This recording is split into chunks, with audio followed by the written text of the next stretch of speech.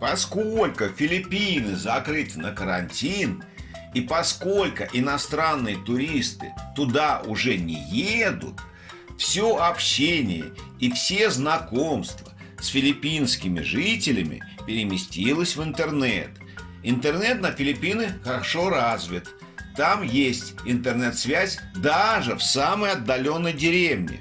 Другой вопрос, что эта связь не очень качественная, но она вполне достаточная для того, чтобы пообщаться в интернете и наладить какое-то новое знакомство.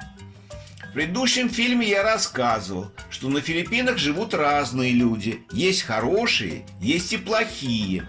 Плохие люди стараются извлечь из такого интернет-знакомства максимальную пользу. Они стараются обмануть доверчивых иностранцев и получить с них обманным путем деньги, выдавая себя за таких неописуемых красавиц, которые только и мечтают, что встретиться с этим престарелым иностранцем, который живет в какой-то далекой стране. И под это дело они выпрашивают деньги на интернет, на новый телефон или на что-то еще.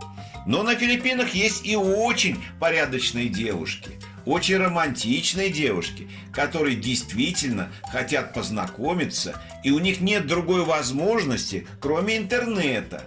Вот о такой девушке я сегодня вам и расскажу. Это Andry, которой 22 года, которая живет в небольшом городке и которая мечтает познакомиться с хорошим человеком. Но как каждая бедная девушка, она, конечно, делится своими трудностями. Она рассказывает о том, что ей хотелось бы, и она не выпрашивает деньги, она просто рассказывает о тех трудностях, которые у нее есть. Этот фильм состоит из двух частей. В первой части вы услышите, как она рассказывает о своей жизни, о своих планах и о том, что она хотела бы получить в ближайшем будущем. Послушайте, что она говорит. Tell me about your friends and your plans, what you want in the future. Maybe you have any ideas, okay? I don't have lots of friends, but I mean, my circle is not that big, but at least they're all true, and when you need help, if they can, they'll help you. And yeah, my dream, I want to be a registered radiologic pathologist someday, given a chance, and having a stable life. Yeah, stable job, having a complete family, because I came from a broken family, and my grandma said, if you came from a broken family, if you came from a sad family, make sure a happy family comes from you.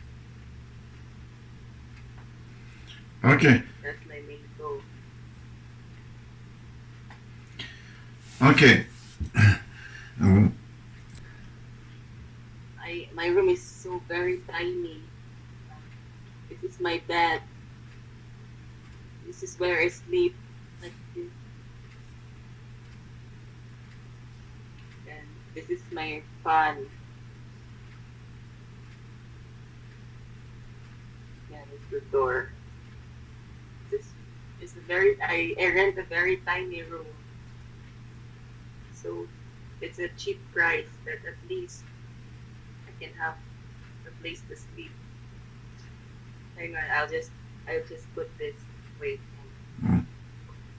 I am looking for a serious long-term relationship, and I've been through a lot in my life, been in the toxic relationships.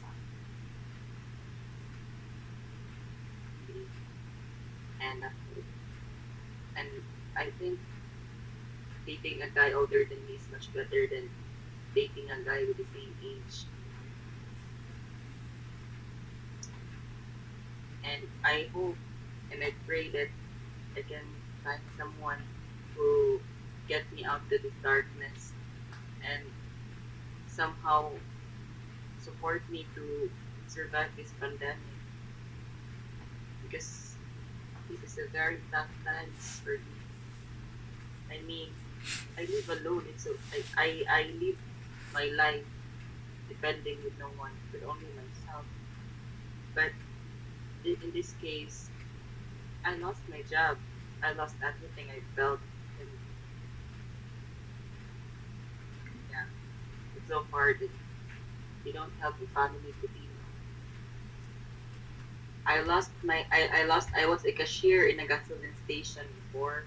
I lost my job because the gasoline station is now temporary really close because the gasoline station is located where near the hospital, and some of the positive patients confined in that hospital. So they need to close that gasoline station to prevent. Prevention is better than cure. And understand what Yeah, you every do. day I wash clothes, wash blankets and everything. That's what I do for a living for the meantime. And yeah, sometimes there's no customer, sometimes there are, but most of the times no customer. So usually I sleep with an empty stomach. I mean, yeah.